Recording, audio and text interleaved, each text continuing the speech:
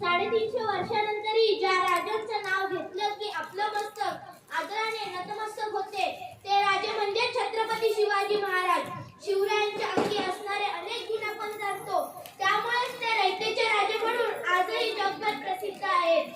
आज महाराष्ट्रात, भारतात स्त्री अत्याचाराच्या घटना पाहिल्या की आपल्याला वाटतं आज महाराज असते तर स्त्री ही आपल्या घरातील देवता आहे अशी शिकवण देणाऱ्या महाराजांच्या महाराष्ट्रातील या घटना पाहिल्या की मन विषण्ण करून देतात. स्त्रीवर अतिप्रसंग करणाऱ्या राजांच्या पाटलांना कठोर शिक्षा देणारे शिवराय आजही पदोपदी आठवतात. शिवरायांच्या अंगी असणारे स्त्री दाक्षिण्य अनेक प्रसंगातून आपण पाहिले. त्यातीलच एक प्रसंग आता पाहूया. कोजागिरी पौर्णिमेचा दिवस होता. त्या दिवशी घडलेली ऐतिहासिक घटना.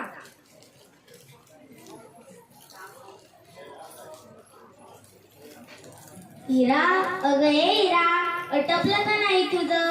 अगं चल बिगी बिगी, गडावर दूध घालायला येतेच नव?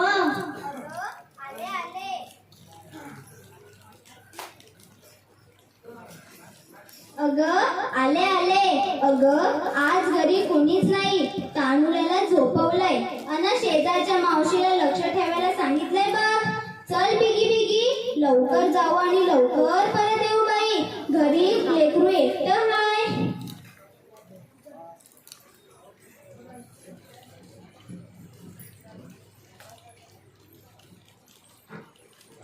दोघी गडावर जातात, दूध घालतात, पण परत येईपर्यंत सायंकाळ होते. गडाचे दरवाजे बंद होतात. हिरकणी गडावर अडकते.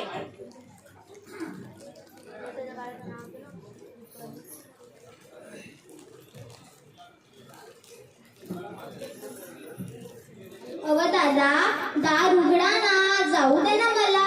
घरी माझं लेकरू एकटं हाय, भुकेने व्याकुळ झाला असेल आणि रडतही असेल. अगं बाई, आता काय बी झालं तरी गडाचे दरवाजे उघडणार नाही. महाराजांची आज्ञाच आहे तशी. अव दादा, असं नका म्हणू व, पाया पडते मी तुमच्या. एकदा थोडस दार उघडा ना, अशी पटकन निघून जाते. उघडा व दार दादा, उघडा ना. हे बघ, ते का आता शक्य नाही. तू किती बी विनवणी केलीस तरी आम्ही काय बी करू शकत नाही.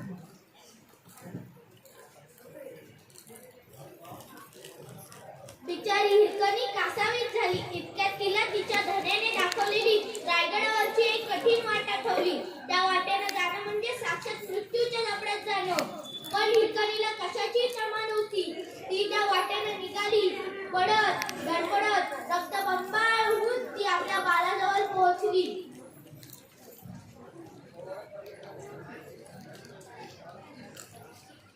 माझ्या सोन्या, बरा आहेस ना तू? तुला भूक नाही ना लागली? तू रडू नको हा, तुझी आई आली बघ. उगी उगी रडू नको. दुसऱ्या दिवशी राजाचे दूत हिरकणीला गडावर बोलवले असा निरोप घेऊन येतात.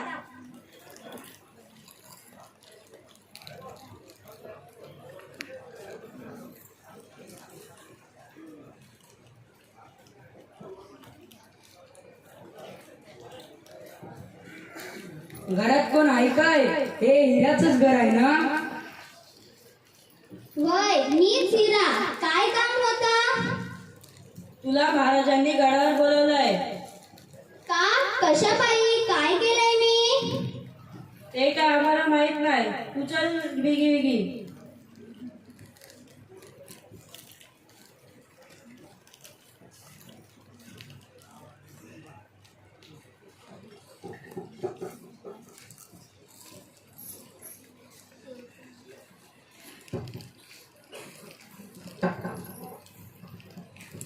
आस्ते कदम, आस्ते कदम, आस्ते कदम. महाराज, गणपती, भूपती, प्रजापती, सुवर्णरत्न श्रीपती, अष्टदान वेष्टित, न्यायालंकार मंडित, शास्त्र पारंगित, राजनीती धुरंधर, प्रौढ प्रताप पुरंदर, क्षत्रिय कुलावतंस, सिंहासनाधीश्वर, रणधुरंधर, श्रीमंत श्री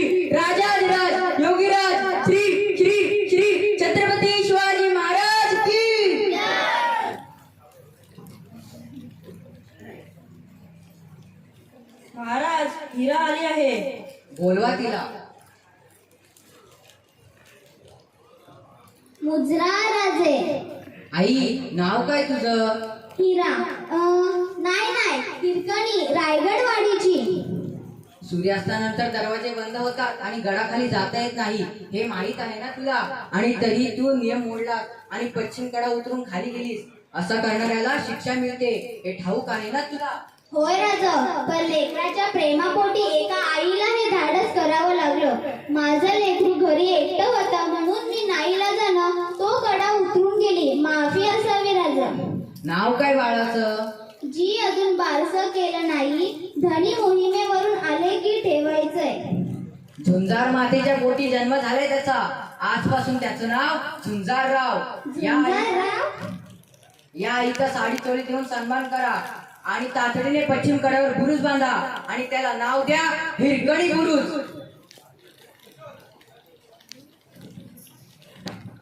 अशा प्रकारे हा हिरकणीचा बुरुज आजही मोठ्या डौलाने शिवरायांच्या स्त्री सन्मानाची, स्त्री दाक्षिण्याची आणि स्त्रियांविषयी असणारे आदर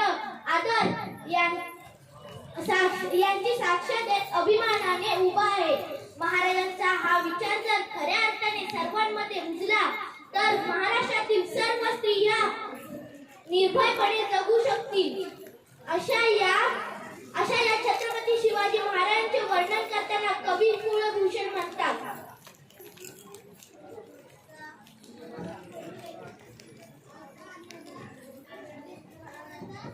इंद्रजमी जंबपर बाळासु वंबपर रावण संध पर रघुकुल राजे पौणबरी बापर शंभुनती नापर जो शस्त्र बापर राम दुजराजे तेज तमांच पर कान जमी पंच पर जो मलिच्च पंच पर जैसे मृगराजे तेज तमांच पर कान जमी पंच पर जो मलिच्च पंच पर शेष